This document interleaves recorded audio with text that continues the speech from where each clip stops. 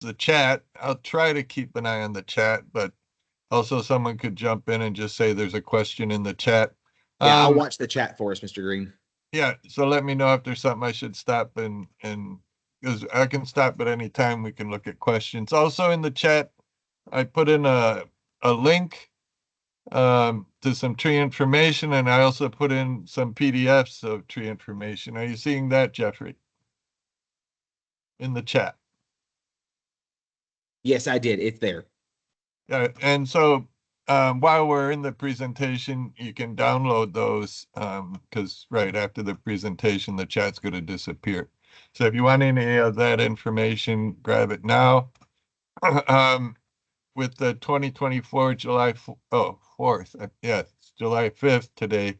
That's the presentation that I'm going to go over right now. So I'm Bill Green with Texas A&M Forest Service.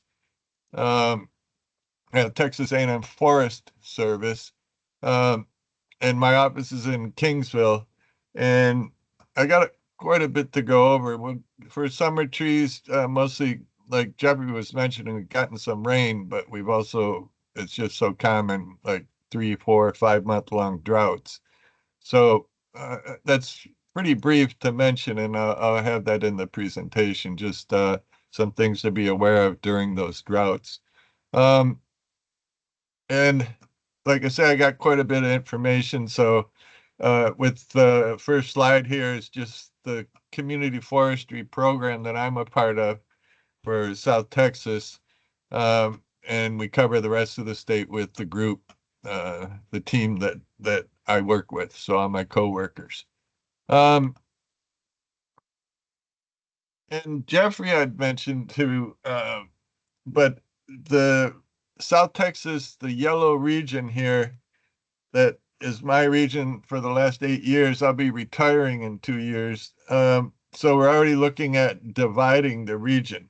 We got a new hire, Carlos Garcia Patlan. He's from the Valley. Well, actually born in Mexico, from the Valley now, and his office will be in Edinburgh. Yeah, the city of Edinburgh, really just 15 minutes north of there. There's a fire station at Lynn San Manuel where there's a chorizo factory and a fire station. So he'll be at the fire station working with the community forestry program for the Valley counties outlined in green here. And the region that has been the South Texas region, we're going to divide with the red area. And during these 2 years, I'll be working with Carlos in the valley, and also I'll be developing uh, this new region, the Coastal Bend region. All right. So any like on that type of program and that type of information, just or for anything else, contact me with my cell phone number, um, and I'll have it at the end also. Let's see. Um, and or you can get in touch with Jeffrey. He has my contact information. Okay, so what we're going to go over is pruning trees um, with small, recently planted trees, and also mentioning a bit with pruning old, mature trees, and a bit just about all the safety concerns. Working with trees is dangerous, so we'll mention that a bit, and then how to plant trees, when to plant trees, how to take care of them, and then just the benefits of trees. All right. So again, jump in anytime you got questions or put it in the chat. Jeffrey will let me know. Okay, so with pruning, one of the things I want to mention is I talking with people, visiting with people, a lot of times it's like, well, I had the work done um, annually. And I want to mention that trees, if they're in good shape, good structure, they don't need to be pruned annually. You only prune if you have a good reason to prune, for safety, for the health of the tree, or for aesthetics. Like maybe you're raising the crown to have some more visibility or be able to work or have a picnic table underneath. but you have a good reason to prune. You don't prune because you have that. Some people have the idea that it's good for the tree to prune. It invigorates the tree, and that's just wrong. It's pruning takes away leaf area. That's photosynthesis. So you only prune if you have a good reason.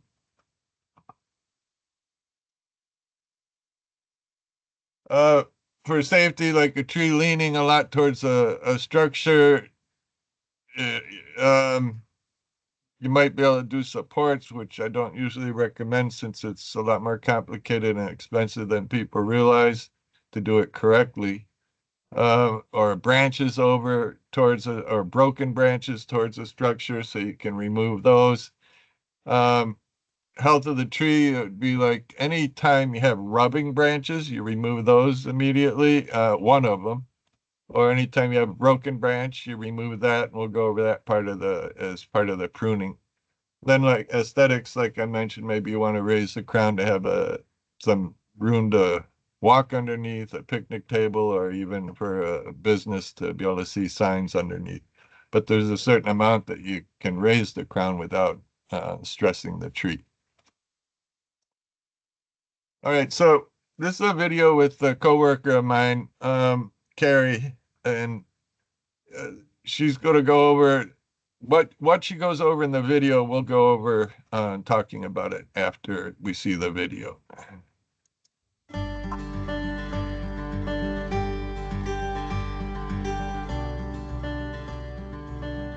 Hi, my name's Carrie Hines, and I'm with the Texas A&M Forest Service as a program coordinator.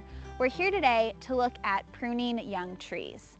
Before you start pruning, it's important that you have the right tools. Some of these things might include your classic garden shears. You might use loppers. For loppers, you really don't want to be trying to do anything more than about thumb size. For over that size, one of the tools that you can use are handsaws. So we have our classic handsaw, and we also have a folding handsaw that's more compact. You'll see more professionals with these. And for really tall limbs, if you're feeling adventurous, you can use a pole saw. I also have my hard hat here, and I have some tree wound spray if I cut on an oak, which this is, in order to seal the wound to decrease the chance that it gets oak wilt. All right, so let's take a closer look at this tree. Always have a purpose in mind before you start making cuts on the tree. We're going to use white ribbon today to mark the limbs that we want to come off. That way we can take a step back and look at what it's going to do to the overall form of the tree. Small cuts make less damage than larger cuts. So if you can prune a tree while it's still young, and ideally when branches are under 2 inches in diameter, that will be the best for the tree over time. This tree is about 6 to 7 years old. It was pruned 2 years ago to remove the lowest branches down around the bottom of the tree. You can see the old wounds right here and here. Today, we're going to continue to take off some of these lowest branches, or crown raising as it's called, to give us clearance underneath the tree. It's important to make a proper type of cut. That way the tree can seal itself off as it continues growing. To do that, you need to find two things. The first being the branch bark ridge, which this one has a really nice ridge right here. This is where the limb started growing out of the tree itself, and you can see some of the bark in between the limb and the trunk of the tree. You also want to find the branch collar. This is the slight swelling that occurs right where the limb starts growing out of the tree. If you cut just outside of the branch collar, the tree over time will grow over that wound and seal itself off. Since this limb is over 1 inch in size and is actually kind of heavy, we're going to use a handsaw to use the 3-cut method to protect the remaining tree when we cut the branch off. The 3-cut method first uses a small undercut a little away from where we want to make our finished cut to go slightly into the tree. We'll come around and we'll cut all the way through the branch. If there is any tearing on the underside, it will stop where we made the first cut through.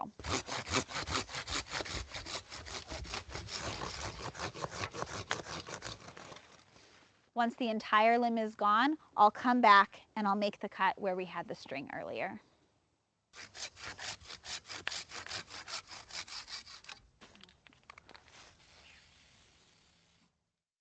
If you have a limb that's under 1 inch in size or about your thumb, you can use the loppers or even your hand shears to take it off. This one's in my way.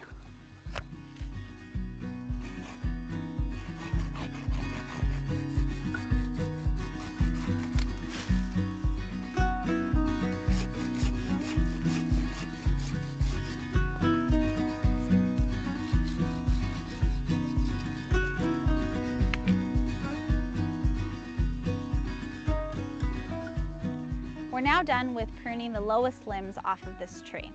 The last cut that we're going to make is about 10 feet up where there's a codominant stem. The main leader of the stem has broken off into 2 parts. Over time, that secondary stem can become too heavy and break and cause damage to the tree.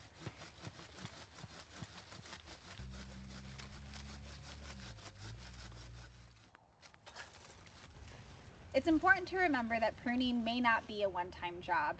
Over the years, as this tree continues growing, it may need more pruning in the future.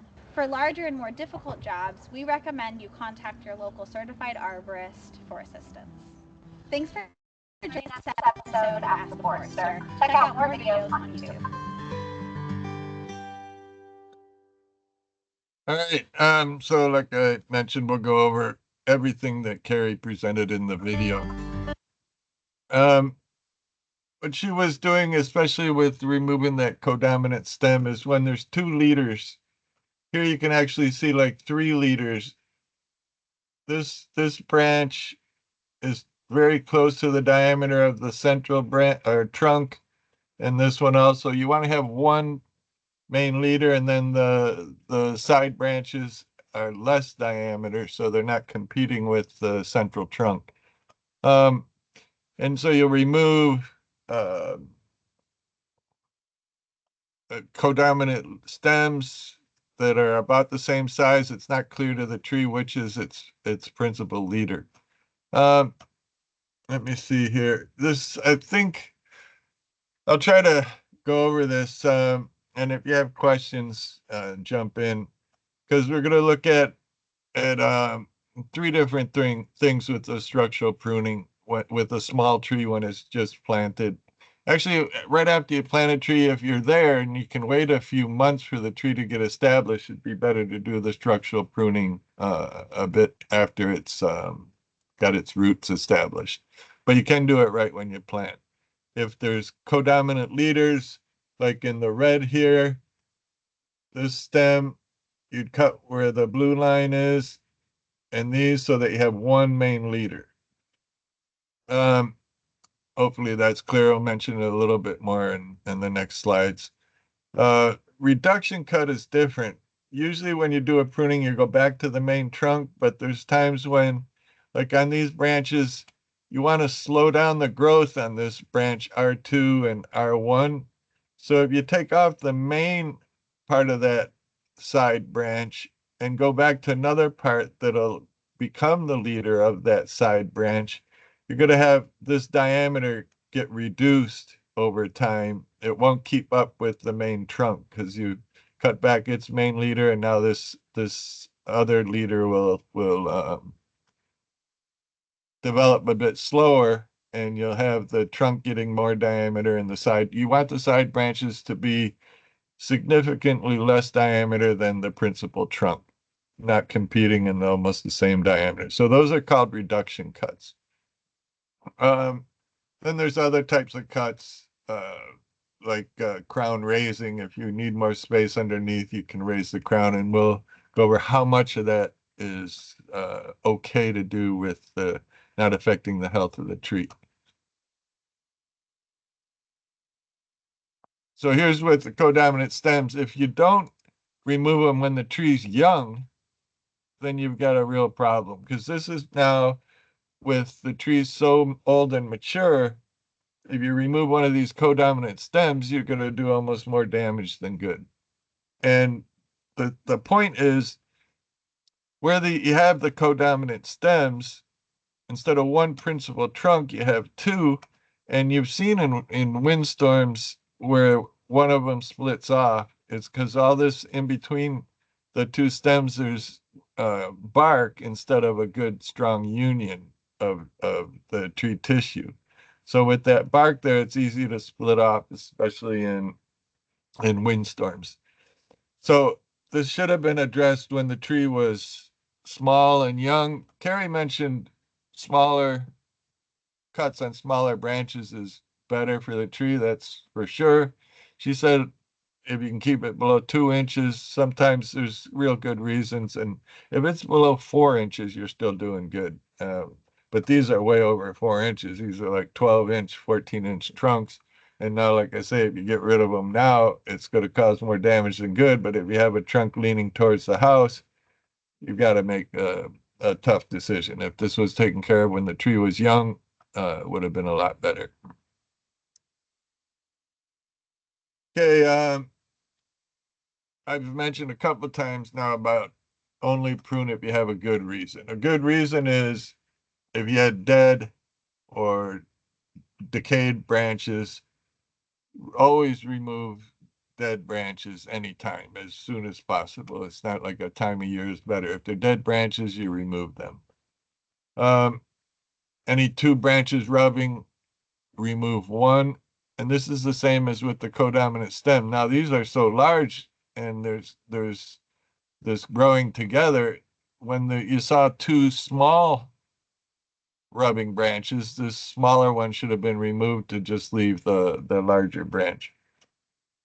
And then when you see a nice U shape that has less included bark than when you have codominant stems, then you have a lot of that included bark. So you want U shaped is stronger than a V shaped. This with the main trunk and then the side branches. And this one is sort of a bed. Is you have codominant stems here, but the idea is on the side branches from the main trunk, less diameter. But if it's a U-shaped connection, like a normal, on the far left here, you can see the U-shape with the branch collar, and that's where this dead branch or broken branch should be cut off outside the branch collar, not into the branch collar. Okay, yeah, Carrie went over pretty good. She said 2 inches. I'm saying up to 4 inches. If the branches are small enough, it's a good time to prune them, and you can just use pruning shears or loppers. Otherwise, hand saws are good. I won't even mention about chainsaws.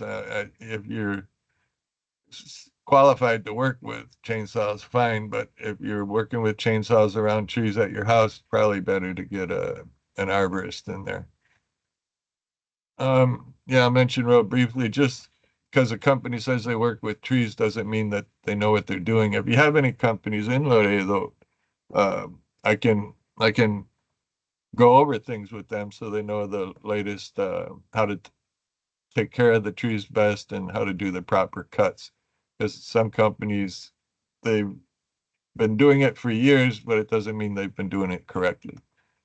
If you have a certified arborist, then that's guaranteed that they're doing the right work. Okay, with in the video with Carrie, she mentioned crown raising. Uh, so if you want more like for here, the visibility of a sign or just for getting underneath to mow the lawn or to have a picnic table, you might want to remove some of the branches. As the tree grows in total height, then you can keep raising the crown a bit. The idea is that you leave more than half of the height of the tree with the crown. So you wouldn't remove too much of the crown underneath until the tree, like she mentioned 2 years ago, they'd done some pruning and now they're doing it again. So you can keep raising the crown as the tree grows in height. You want to leave more than half. So the rule of thumb is leave 60%, but I mean, you're looking at leaving more than half of the total height of the tree with crown area.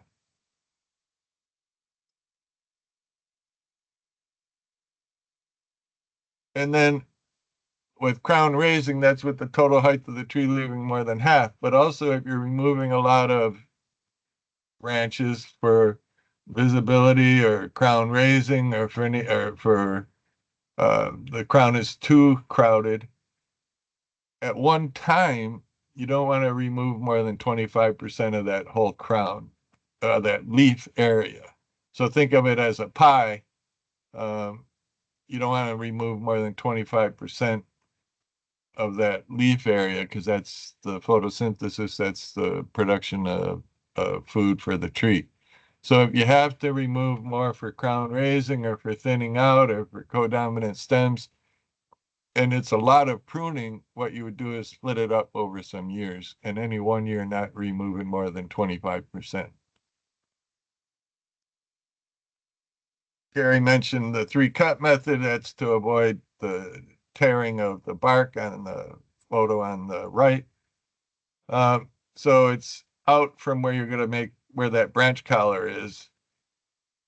Out a bit, an undercut, the first cut, then cut off the weight of the branch so that then you can make that third final cut right outside the branch collar, not into the branch collar, and don't leave a stub. It used to be years ago that it was pruned flush to the trunk, but then you're cutting into the branch collar, and that's where the modern research has shown that the trees form that callus and seal over the wound a lot better if you leave the branch collar. So you cut outside it, not leaving a stub, but not into the branch collar. Yeah, I mentioned on some species, it's not that easy to see the swelling where the branch collar is. And then you have to just make a educated estimate of where you should cut out. You still don't cut flush, but you don't cut leaving a stub. Most trees you can see the branch collar. Like on this one here, you can see the branch collar and where that final cut would be. So you'd have your first cut, second cut, get rid of the weight, and then the third cut would be outside the branch collar, just outside the branch collar. Okay, and Carrie mentioned, and I keep saying it's the wound seals over with the callus, and that's we just make the distinction. It's not healing. We heal. We produce new tissue. The trees just make a compartment above, below, inside, outside of a wound, and they compartmentalize the wound. They don't heal it. So they seal. It's not just on the outside of sealing with the callus that we see. It's also inside, above, below, so that the decay doesn't spread in the tree. The thing is, if you got too larger branches or a lot of decay, it's not that all the time a tree is able to compartmentalize and seal a wound. So if it's a smaller wound, it's more sure that the compartment will be made around it. And that research that showed this was by Dr. Alex Shigo, who died not that long ago, but he's the one like 20, 30 years ago started the modern research. It's that he did a lot of damage to trees on purpose just to see how they react the best and to learn from doing bad cuts, good cuts, learning how, and that's where the research showed it's better to prune outside the branch collar. And so that what he developed was that idea of compartmentalization of decay or damage in trees, and that's called coating. You only hear that with arborists. So, but the idea is to understand the biology of the trees, that they don't heal a wound. They seal a compartment above, below, inside, outside. So the damage is already always there. It's just to maintain it within that sealed compartment, and it doesn't spread and decay the rest of the tree or the trunk. Hey, Bill had a question, sir. Yeah.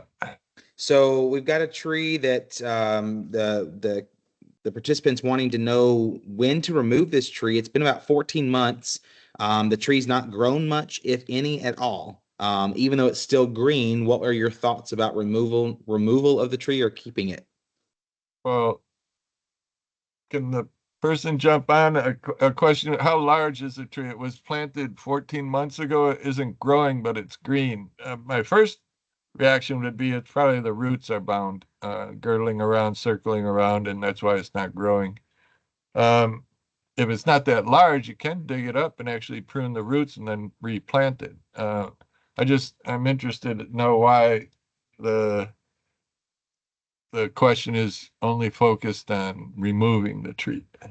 Miss Anna, I don't know if you have the ability to hop. She said it's about 5 feet. I guess it's 5 feet tall. I don't know, but I think Mhm. she's on her phone, so she's not. I don't know Yeah, if she's no, able that's to. fine. That gives me an idea. Like, yeah, 5 feet tall. So that tree, it was planted 14 months ago. You can still dig that up. I'm just guessing. We have slides coming up with planting after this pruning section, and I'll show the root systems. It's real common with container trees that the roots are circling around and they keep circling unless you prune them. So we'll go over that with the planting section. What I'm getting to is hopefully she can help the tree and instead of just removing it. Especially if it's still green, just not growing, I'm guessing that it could be the roots are in bad shape. All right, so we'll keep going with the pruning, and then during the planting, I'll show about the pruning the roots. This is pruning the crown and above ground. We'll get to pruning the roots.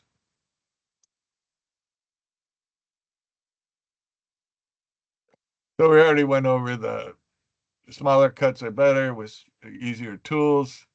Up to 4 inches, I'm saying, with the handsaw.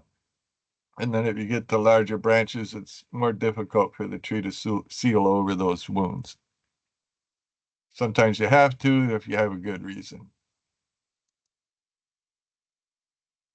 Okay, so yeah, I mentioned at the beginning, it's not like you have to prune a tree. It's not good for a tree to prune it every year or just to prune it because it hasn't been pruned in a while. You only prune it if you have a good reason. If you establish good structure on a young tree, it won't need much pruning in the future, maybe a little bit of crown raising. But if you have the codominant stems removed, any rubbing branches removed when they're small, you can go years and years and it won't need any pruning. And if you do that pruning when the tree is young and small, it's a lot easier, safer, and less expensive. And with old mature trees, it can be that such large branches they're not going to be able to seal over good. If you have a good reason, you do it. Otherwise, you might be doing more damage than good. Yeah, a few things just that are done too often or people believe it's the right way to do it, like with crepe myrtles or any tree. Topping a tree really confuses it and you get strange growth, sprouting all over, and then you're making a more of a management problem. So topping a tree, you don't do it unless there's another area the tree's gonna realize that should be its main leader or main trunk. So topping a tree causes a tree a lot of stress. And the topping is done too often with crepe myrtles. People think that if you top them, then you get more flower production. That's just not true. What you get is a wild, out of control sprouting, and then you got a real mess. So you can have good looking crepe myrtles. You can do some thinning out so you don't have 10, 15 trunks or rubbing branches. You get rid of rubbing branches. There are single trunk crepe myrtles, but with multi-trunk, they're not rubbing, thinned out some, but you don't do the topping where you get the crazy sprouting. And you can have a good looking crepe myrtle. The most common problem with tree work companies that don't know what they're doing or have just learned the wrong practices, and it is because a lot of companies do this, is thinning out too much, and it's called lion's tailing, where the companies think they clear all this off and just leave the branches or the leaves out at the end of the branches, and that's where it looks like a lion's tail. And this causes a lot of stress for the tree. You'll get a lot of uncontrolled sprouting, and then those are weakly attached sprouts. Talking with companies, I get different ideas of why they believe it's the right thing to do. And then it keeps going across in the neighborhood. Oh, my neighbor has trees that look like this. That's why I want mine. You want those intermediate branches. You want that leaf area in the middle, not cleaning it off. Um, some of the companies think, well, if you clean that off, then in a windstorm, the wind blows through and you don't have the wind breaking off branches. And that's just not the way it works with physics. The wind grabs the balls of leaves at the end and bends and breaks the branches more. So, and then another is just companies that, they charge the owners a lot of money to do the tree pruning, so they want to show that they did a lot of work, and these are the branches they reach and cut off. You only prune a branch if it's needed. You don't clean off all this area and leave just the balls of leaves at the end. So lion's tailing, bad for trees.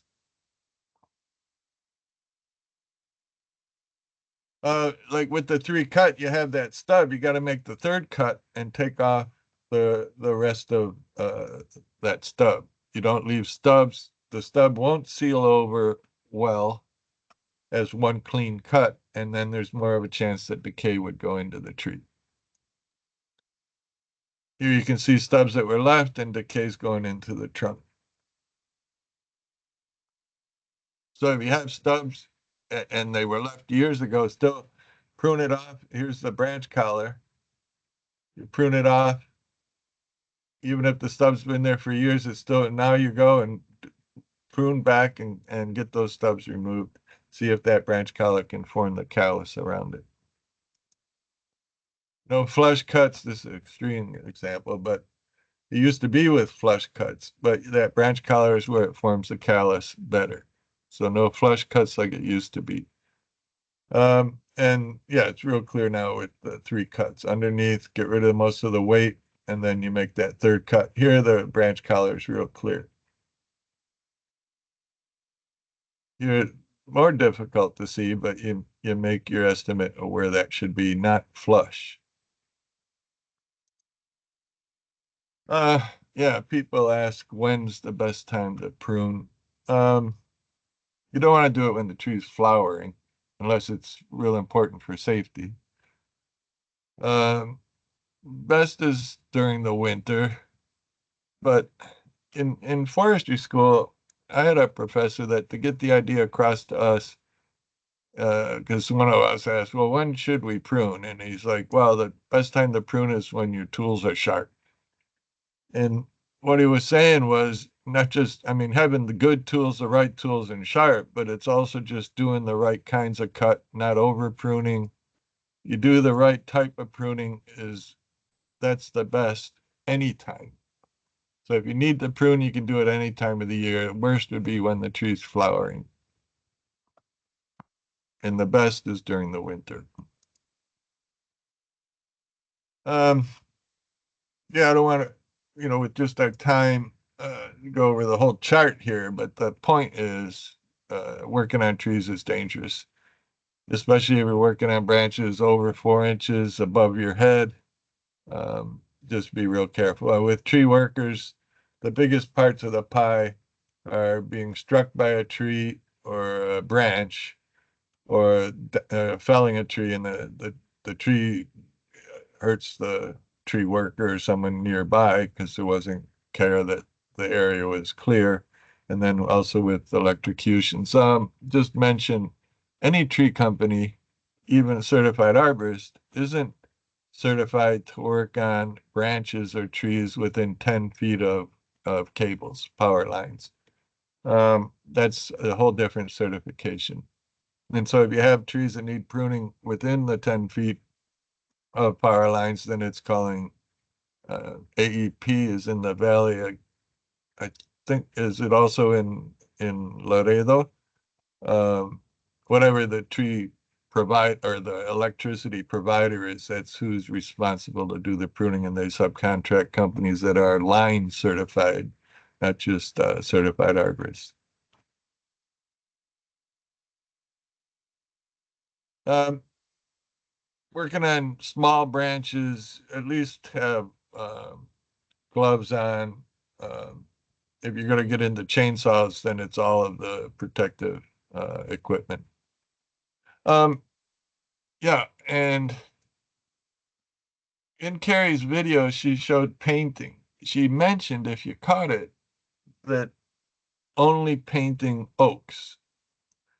That's because of oak wilt. In the valley, in Laredo, we don't have oak wilt. And you can see the map where there is the oak wilt. You don't paint any wounds unless you're in an oak wilt area, and then it's only on oak trees. It used to be painting or even tar on pruning wounds. With that research by Dr. Shigo, it's better to leave the tree seal its wounds by itself, like that compartment on the outside, not painting.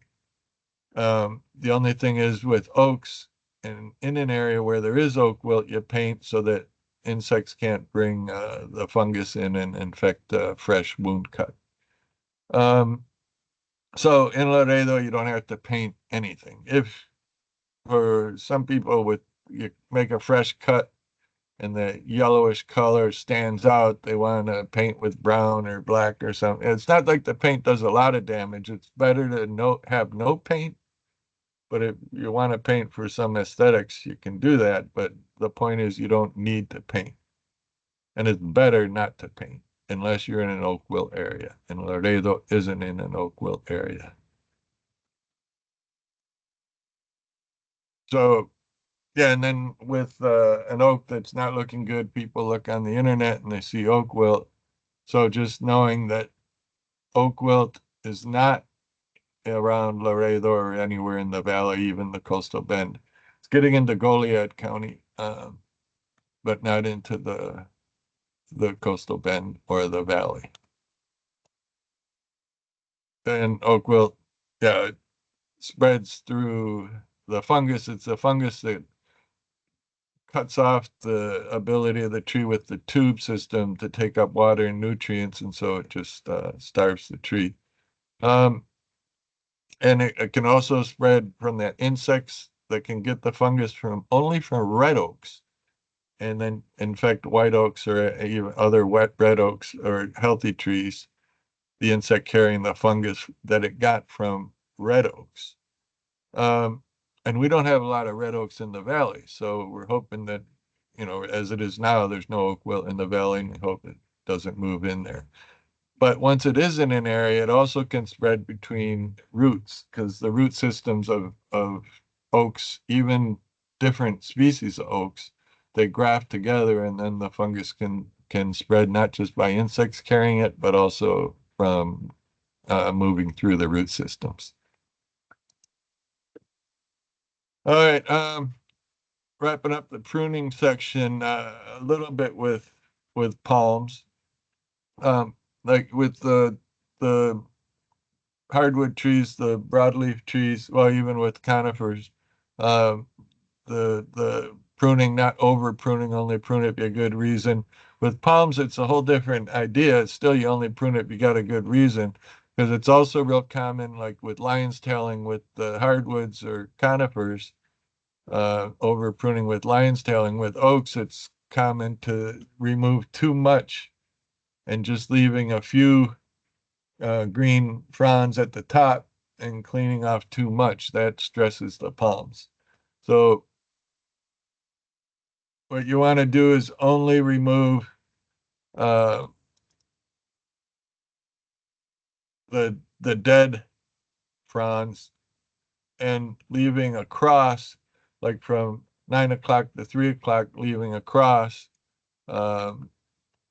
as much front. If you can leave more, you leave all of the green area, but at least not cutting it down to where you only leave a couple of fronds at the top. So at least leaving from 9 o'clock to 3 o'clock, but not leaving just like 11 o'clock to 1 o'clock. If you have to remove these, you got a good reason. Otherwise, it's better to leave everything that's green.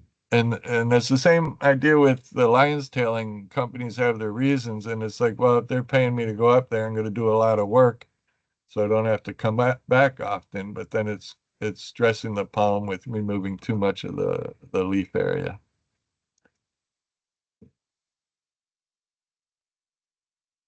And with the branch color on the hardwoods and the conifers, you just prune at the base of the frond,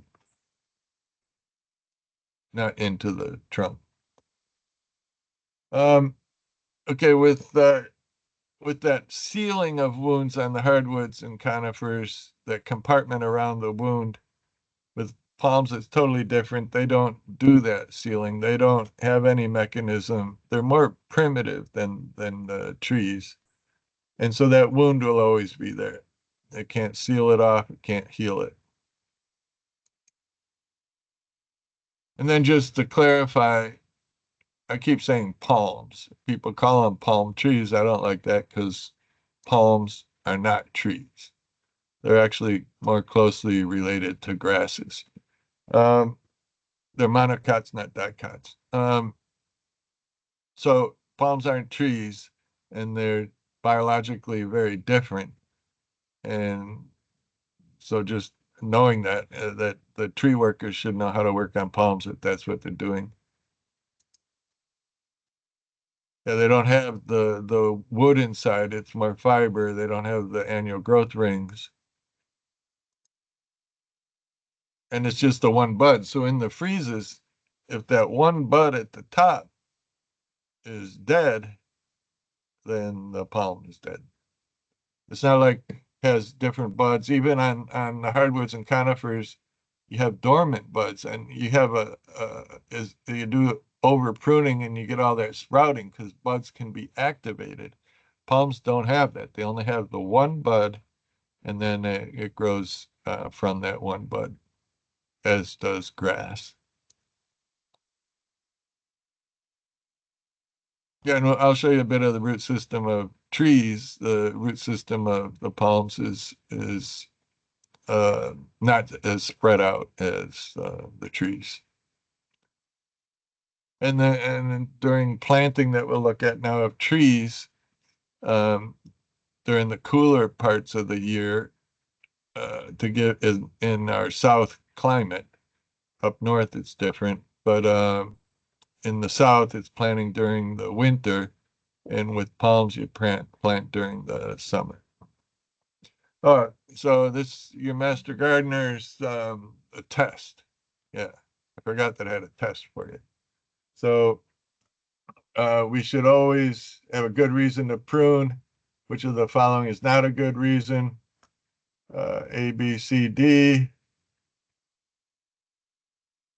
You can do it for aesthetics. You can do it for safety reasons. You can do it to help the tree's health. You wouldn't do it just to improve the value of assessment.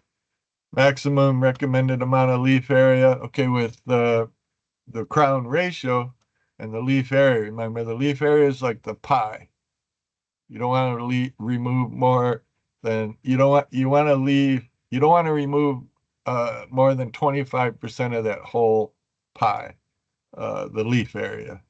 You want to leave more than 25% so that well, you want to leave more than 75% so that you're not removing too much leaf area at one time. If you have to, because you have good reasons to prune, but it's removing a lot of branches, then spread it out over a few years. No more than 25% at any one year.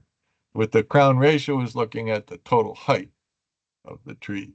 So if you want to raise up the crown and the tree is young and not that tall, you can't raise it up too much all at once. In 1 year, you got to let it grow taller. So you're leaving more than half of that total crown height.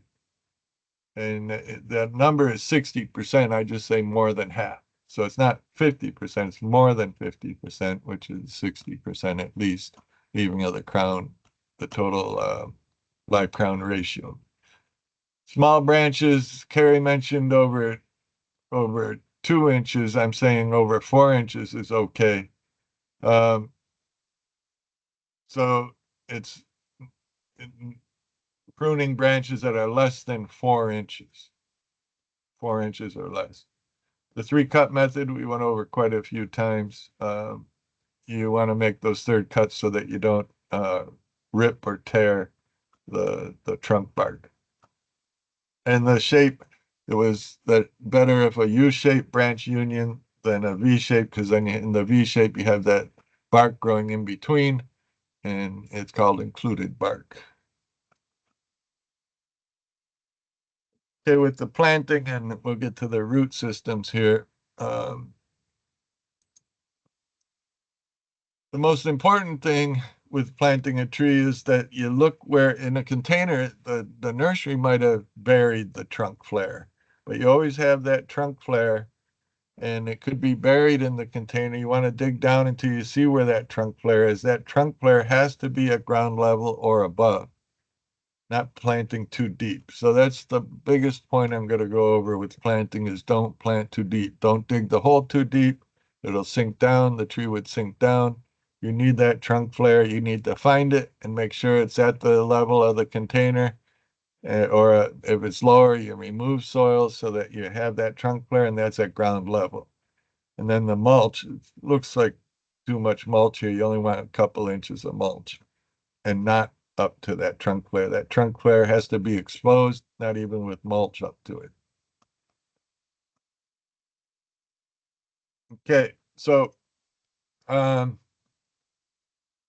the picture here, broken branches you remove when you plant. If you have a sprout, you might take that off. Otherwise, if you can do the structural pruning after the roots have established, could be better. Before you dig a hole and plant, you want to see if there's power lines, gas lines, call an 811. Don't plant a tree that grows tall underneath power lines. Yeah, you even had with people like with the container, you remove the container, and if it's ball and burlap, remove the burlap, even though nurseries will say it's the burlap will decompose. I still like to remove it, especially the wire containers, wire around a ball and burlap tree. But in the container, the plastic containers, you remove the containers. I've had people planting trees in the container and they say, well, there's those holes. That's for water drainage in the container. It's not for the roots to grow out. So, yeah, I think all of you know you remove the containers. And here's the important part with the trunk flare at ground level. If that trunk flare is buried, and with the person that asked about the tree that's planted 14 months, it's worth it if you see that it was planted too deep to dig it up, put soil underneath, pack that soil so it won't sink down. It's the tree will never be uh, healthy or grow well if that trunk flare is buried. So I mentioned with the person with this 14-month tree, 5 foot tall, I'm assuming it could be the circling roots that we'll look at now. It also could be because that trunk flare is buried. So digging the hole, don't dig it too deep. You don't need measuring sticks. You can use the shovel across, but you want to see where the trunk flare is and that's at ground level or above.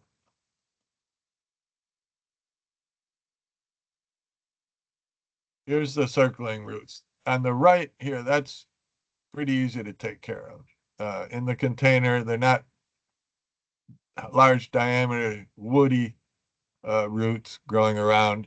You would slice this up with a knife or even jabbing it. Like you want to do a good job planting trees and be careful and do it well, but with the roots, you want to be pretty rough, loosening these roots up so they don't keep circling around.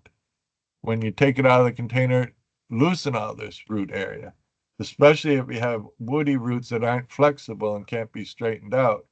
These will girdle the tree. So you would slice this up, remove stuff. If you do woody roots, you do it where the the bend starts, not just out further. You do it where the bend starts so the roots grow out, not circling. And if you're in the nursery and a lot of times you can pull the tree out of the container because you can just lift it out of the container and see if you have roots that are flexible, like in the top picture here.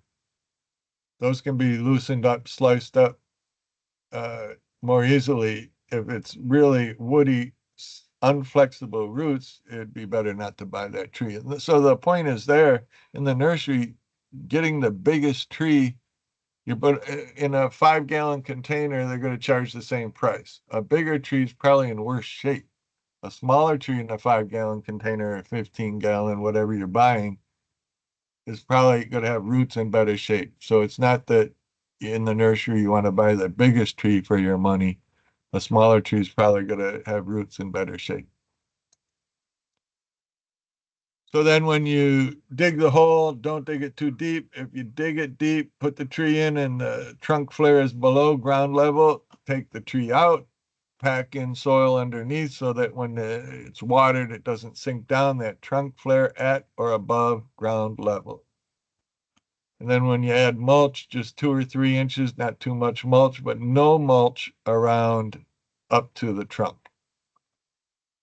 Mulch is real good, but not up to the trunk. Oh, something that, yeah, people want to do a good job planting trees, so they buy some special organic soil, potting soil, fertilizer. You want the tree has to establish, the roots are going to grow out real far. You don't want to just have fertilizer or improved soil in that hole where the tree is planted. That'll encourage the roots to just stay in that area. You want the roots growing out because you're not going to change or improve the soil on the whole area. That's where the tree has to grow its roots out and establish. So you fill in the hole with the same soil that you dug out, not compost, not fertilizer, not improved soil. And then, yeah, with young trees, the structural pruning, like we mentioned in the pruning section, just removing things, codominant stems, reduction cuts, getting rid of broken branches, and doing that structural pruning on a young tree. The tree won't need much pruning after that, except maybe some crown raising if you want to be able to get underneath it more. Okay, now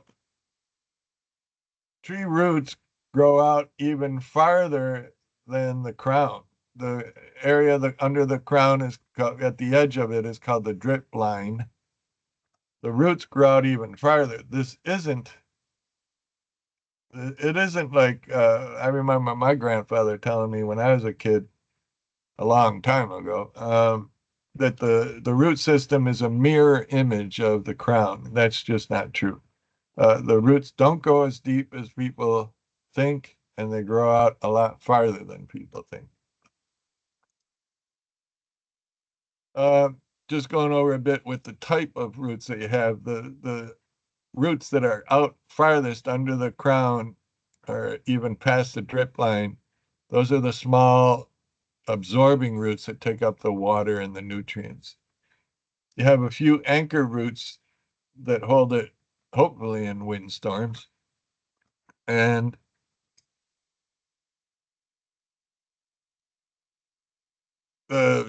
the mature woody roots give it structural strength also, and it's also where a lot of the carbohydrates from photosynthesis are stored, along with the branches.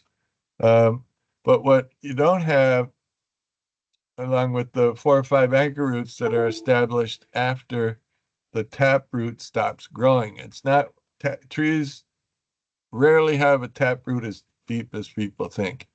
The roots can only grow where there's water and oxygen. So it depends on the type of soil, how deep that can grow. But the taproot will stop growing and you have those 4 or 5 anchor roots. And so the trees don't have the huge taproot going down to China like people think. Just and real important is if you plant the tree from a container and it's standing well and pretty firmly with the soil around, you don't stake it. People, oh, to do a good job, I got to put in improved soil, compost. You don't do that. You don't stake it unless it won't stand up on its own. And usually the trees will stand on their own. And if you stake it tightly, the tree doesn't move in the wind and doesn't put on as much diameter. So if you do have to stake it because it won't stand up, you would have these ties loose so that the tree does move in the wind and puts on more diameter. Just like trees will feel like, oh, I got to grow towards the sun. trees also feel that movement in the wind and say, oh, I got to put on more diameter. Only stake if you need to. Mulch is the best thing. Like I said, rarely I even recommend fertilize it, because unless you're going to fertilize the whole area, um, you don't want to fertilize just the hole that you dug out for the planting. And then if you do fertilize the whole area for your grass and everything else, that it's fertilizer, not weed and feed. The weed part is herbicide that can damage the trees. So the mulch is the best thing, not up to the trunk, only 2 or 3 inches, not too deep, not too thick. But the mulch, yeah, cooling, when you have after rain or watering or irrigating, you have less evaporation, you have the decomposition of the mulch, and mulch is good for trees. If you have a mulch circle around a tree instead of grass growing up to it, better. Then you don't have weed eaters damaging the trunk, and the mulch circles look good. The bigger the circle, the better, but any size that you want.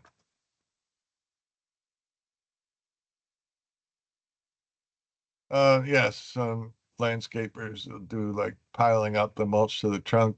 I think it's pretty obvious with the moisture, humidity that would maintain in there, you get rotting of the bark. So no mulch up to the trunk, and the trunk flare at ground level. Watering trees for young recently planted, you got to help them get the roots established. With mature trees, they don't need to be watered unless we're in an extended drought, like 3, 4, or 5 months. Then you can start watering just a couple times a month for mature established trees. But for younger trees, the first year, even the first 2 years, helping them with some watering. A friend in San Antonio came up with the 1, 2, 3, 3, 2, 1 system, just easier to remember. So the first month, you water 3 times a week, and you water 5 gallons of water per inch of diameter. So if the tree's 2-inch diameter, you would put on 10 gallons of water. I'll mention, when you first plant, that first day, you have to water it even heavier. But then when you're watering 3 times a week, that's every other day for the first month. That's 5 gallons of water for each inch of diameter. If it rains, that counts as one of the water, so then you don't have to do it again that week, or every other day a rain counts. The second month, 2 times a week. 1, 2, 3, 3, 2, 1. So the second month, 2 times a week. Then the third month, once a week. What you're doing is getting the tree used to not as much water, but the roots are establishing and growing and getting situated in the ground. And then you can continue that once a week, once every couple of weeks during the winter. During our hot summers, during that first year, it's good to water it once, at least once every 2 weeks after it's been a few months, or once a week, to get those roots established for that first year with our hot summers, especially, of course, during a drought. I mentioned just now, mature trees don't need to be watered unless we're in a drought. And every year we've been having a drought of 4 or 5 months. So then if you water during a drought for the mature trees, twice a month is good. Once a month is okay. You just water real heavy. You don't water at the trunk. You water out under that drip line, um, and watering pretty heavy. So if you're not on watering restriction, like leave a hose going for a bit on this area, then here, and then here. So uh, putting a good amount of water for the large mature trees.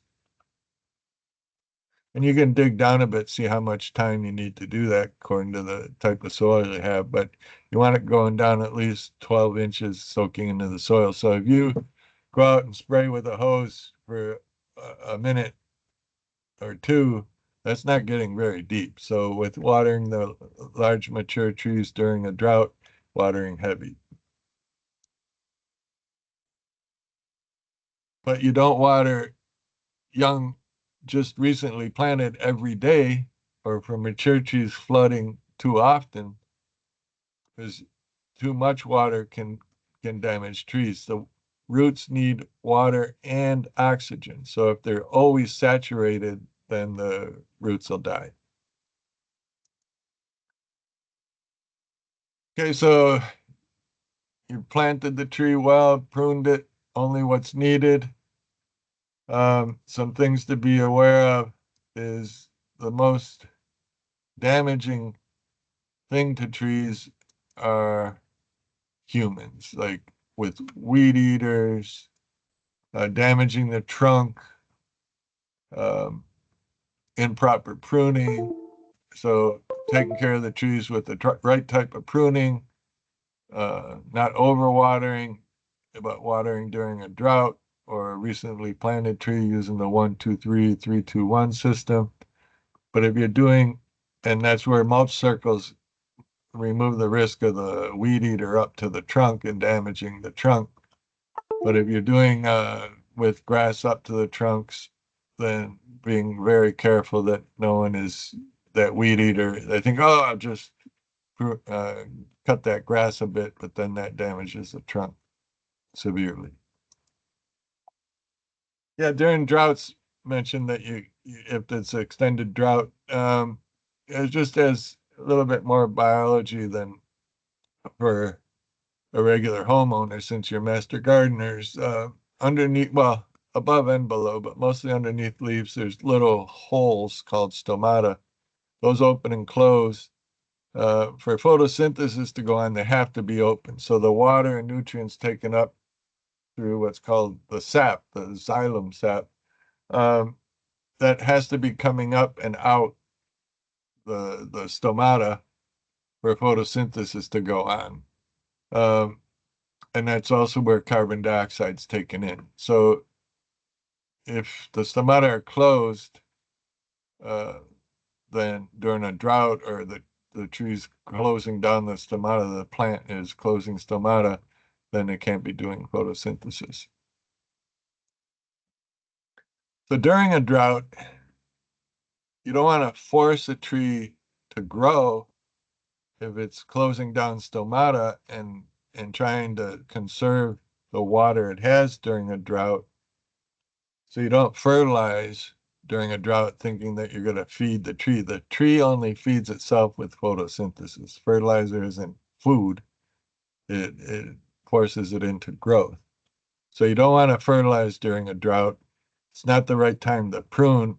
You want all that leaf area. If it's really stressed and dropping leaves, it does that on its own. You don't go pruning during a drought. And it wouldn't be a good time to do like ditches or anything for putting in an irrigation system during a drought. If you do out from the tree and only on one side of the tree root system, because you don't want to damage, you want all that root area and not cutting away roots. All right. So Jeffrey, we're over time, correct? We're a little over, yes, sir. I don't know if where you were at, if maybe there were some questions to wrap up, or if you had a couple slides to wrap up, whichever one was easier for you. Well, yeah, questions are good. I mean, this slide, that's the last slide. So, just the benefits of trees. I will mention in the documents that are listed, there's one with internet links, and there's a lot of information in there. If someone wants to download those from the chat. And the website here, texastreeplanting.tamu.edu. You can just put into Google Texas Tree Planting and you'll get this website where you can put in and see for Laredo, for Webb County, small trees recommended, medium trees, large trees. So that website also has suggestions for species and also information about taking care of trees. And that's all on that Texas Tree Planting website. And that would be it. We can look at questions. The tree internet links is in the chat for downloading the document, how to plant and water, and just that everyone knows pecans are a state tree. And if there's any questions, we can take them now. Sorry that I went over the time a bit.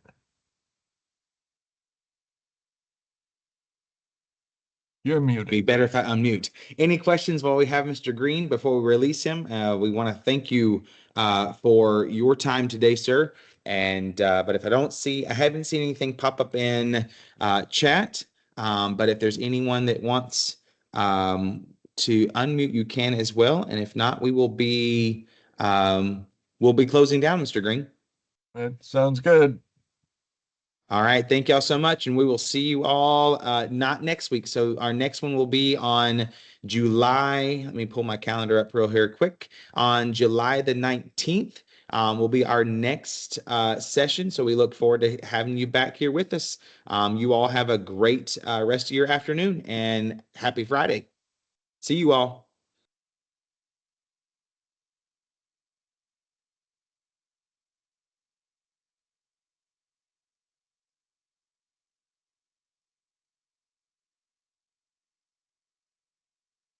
I'm sorry that I went over time a bit. Don't like to do that.